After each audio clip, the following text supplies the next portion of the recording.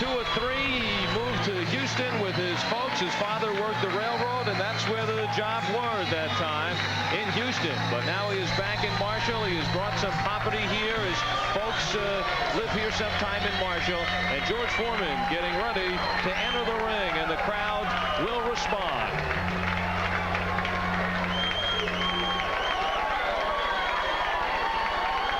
George said that here he is in Marshall. It's the first time he's in a position to get a hometown decision. Although for George, that is very rare. He's gone to the decision 4 times in 59 fights. The fight plan for this one. He's not going to be out there waiting to be intimidated by George Foreman. He's not as tall as me, so which means he's going to have that Tyson sort of thing. Try to keep your head low as possible and try to stay out of the range of my power, which is what everybody does anyway. I'm looking to throw punches. And, you know, he's a big farmer, and I'm looking forward to try to miss those and try to land mine. As good a strategy as I've heard going up against George Foreman. For the introductions, let's go to our ring announcer, John Gordon. Ladies and gentlemen, introducing our main event of the evening.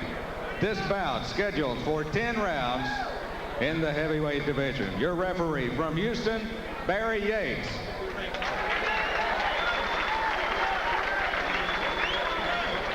Introducing the principals. First, in the red corner, wearing white trunks, weighing in at 216 pounds, fighting out of Salt Lake City, Utah, with a professional record of 39 wins, 3 defeats, 2 draws, 36 knockouts. Tony Fulilangi.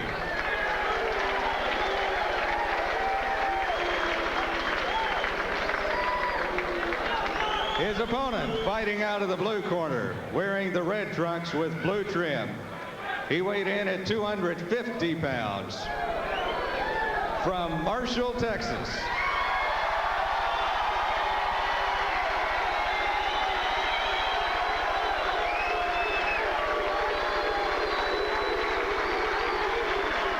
With a professional record of 57 wins, 2 defeats, 54 knockouts. Here is the former heavyweight champion of the world, George Foreman. 10 rounds heavyweight.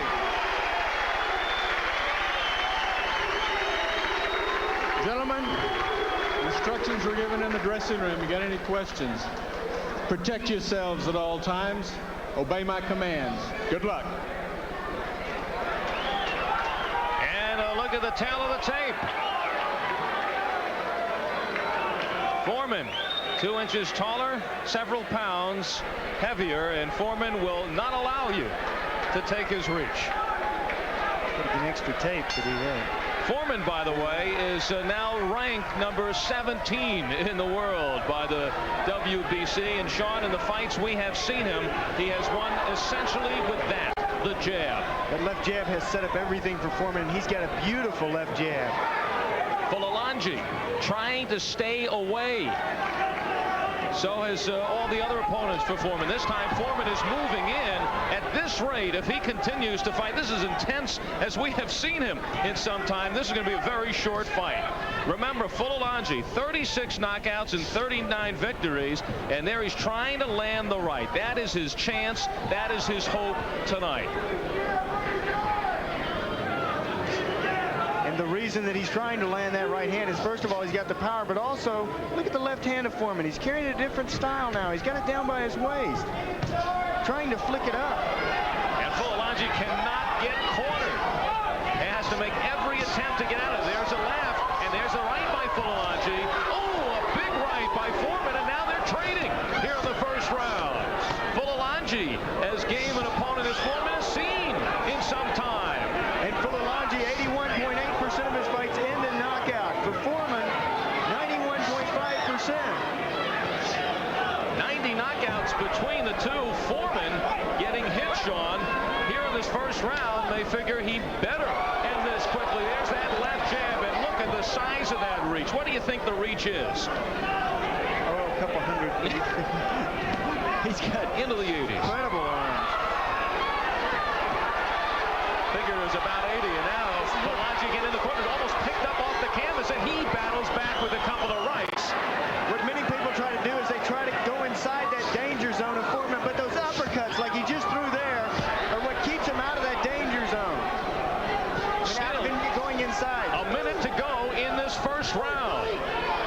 And I think Foreman has thrown more punches and taken more in this first round than he has in his last 3 fights. Fulilangi is just trying to get that one shot in, looking for the home run. He is taking tremendous punishment already in the first round.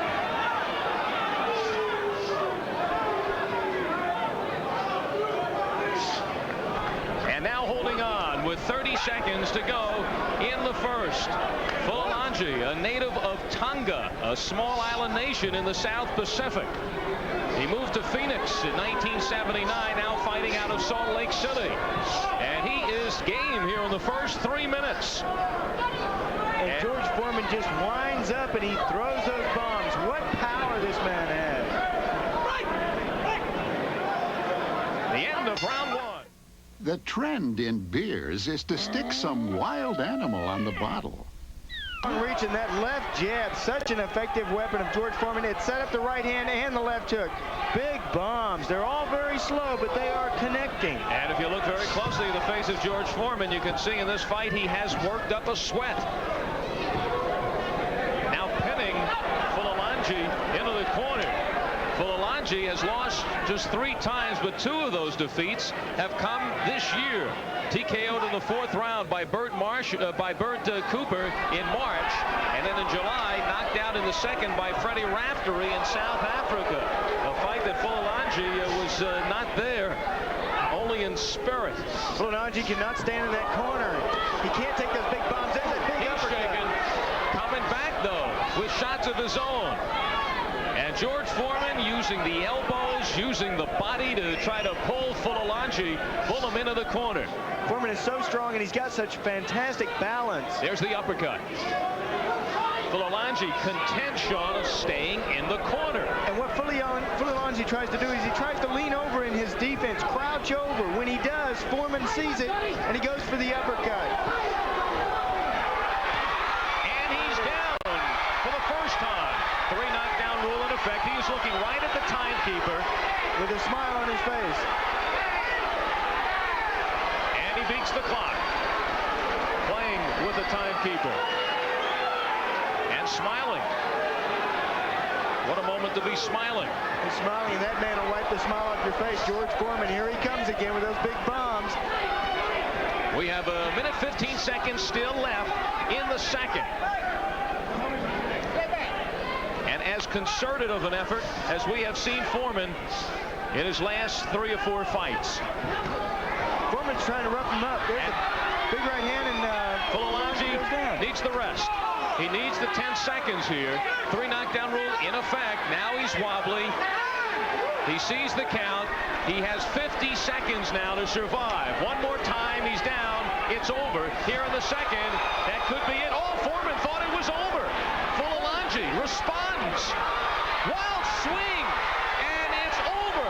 I don't think he even connected, but it is being counted as a knockdown, and it is over. What a finish. Fulilangi did not look like he wanted to be in this fight. After that first knockdown, he looked over and he smiled at the referee. That is serious business out there. That man, George Foreman, took the smile off his face. And George Foreman is now 13-0 with 13 knockouts since the comeback. March of last year after 10 years off. And Foreman now circling the ring with Fulilangi in front of the hometown crowd, and now George Foreman is all smiles. He says, what do you mean I'm not fighting against opponents? And you know, when you think about where George Foreman is coming from, before his retirement, His last fight, he ended with a record of 45-2, and he had 24 of those fights ended in the first 2 rounds. So Foreman explains it's more than an extension of what happened in the olden days. And people can say what they want about George Foreman, but he's still got that power. Boom, look at that left hook. Not only the power in the right hand, the power in the left hook, the uppercut's beautiful, the left jab is beautiful, but what he has a problem with is that speed. He is very slow. If he connects anybody that he hits with those right hands, they're going to go down. Even a Mike Tyson. Here's a look at the last knockdown. Fulilangi at this point looked as though he was uninterested in being in this fight. He had lost the concentration of trying to be competitive. Once he went down, but how would you rate Fulilangi with the 12 previous opponents that Foreman faced? Fulilangi tried. And you've got to give him credit for that. He tried. He went in there. He threw some punches. He landed some shots. So you've got to give him a little bit of credit. That man, though, George Foreman, has got some incredible power. And some interested spectators watching along with the natives of Marshall. These gentlemen, visitors from the Soviet Union. They are inspectors here to observe the dismantling of ballistic missiles under the INF Treaty. And that is taking place in nearby Karnak, Texas. And there's also a team of Americans now in the Soviet Union doing the same. And they saw some missiles being thrown right here in the ring. Let's get the final time from our ring announcer. About 2 minutes and 26 seconds into the second round, George Foreman. 60th fight in his professional career, and George Foreman's record ups to 58 victories against 2 defeats, those against Muhammad Ali. George had told everybody to say hello to USA from Marshall, Texas, and that's exactly what they did. George, 226 of the second round. Any problems tonight? Right, he caught me with a couple of good right hands, and I thought that my left eye was going to start swelling, so I had to really go on for a knockout, although I didn't intend to do it earlier. The left jab was working, but I didn't expect him to have so much power. At 216, I guess you just can't play anybody cheap. You told me about that earlier today. Did he come at you like you expected? No, I didn't expect it. I thought he would be more cautious and he wouldn't have half the amount of power that he had. He's got some power in that right hand. That was catching you over the left eye. Yeah, it was shaking me up a little bit too. So we're going back in the gym and work on that because there are some hard hitters around. You just got to, hey, he's got knockouts too. Now tell me, what does a win over Tony Fulilangi do for George Foreman? Well, this was a top fight. He's been in with some top-rated fighters who fought contenders, and he should be a contender himself. So it's putting me in the top. This fight was approved for Las Vegas, Nevada, so this is a top-rated fighter. And now I'm willing to fight Mike Tyson anytime that's been offered. $12 million. Some promoters have offered him for Seattle, Washington to fight George Foreman. He's turned it down so far, at least his managers are. I want to fight Mike Tyson. I'm not interested in fighting contenders. I want to fight Mike Tyson. Why pretend? It's my understanding that you may be fighting Jose Ribalta next. What about him? Wouldn't that be wonderful? We're trying to get as many of the top-rated contenders as we can, and we want to bring them in places where they've never seen boxing. We hope to fight again in Mobile, Alabama, the great state of Alabama. That's where all the good people are. But the contenders don't seem to want to leave Las Vegas. They get hooked on that good food and easier living. So I'm having a good time. I'm a top fighter. I'm back. I'm ready to fight Mike Tyson. I'm ready to fight not only Mike Tyson, but whoever considers himself champion. But the USA Network has really afforded me the opportunity to really showcase my skills. And now the country is right behind George Foreman again. And I'm telling you, this boy from Marshall, Texas, east of Houston, is on his way back to recapturing the title. Now, George, you weighed in today at 250. That's heavier than your last fight. How did the extra weight feel? Is that why you're sweating so much? Not really. You practice dehydration from time to time. I just decided I'm not going to do that anymore. I'm going to drink all the liquids I want. And some of the marathon runners gave me some advice because it was always a question mark behind my stamina. It was mainly because I did practice dehydration. But some of the marathon runners have in Houston, Texas, have showed me how to run and how to drink my waters and everything. So they told me to be a bit heavy because I can use it over the latter rounds. Well, you looked fantastic tonight. No problem with stamina here because he ended it in the second round. That's the way I like it. That's the best way to test your stamina. Let's go back down to ringside now, Albert. Funny to hear George talk about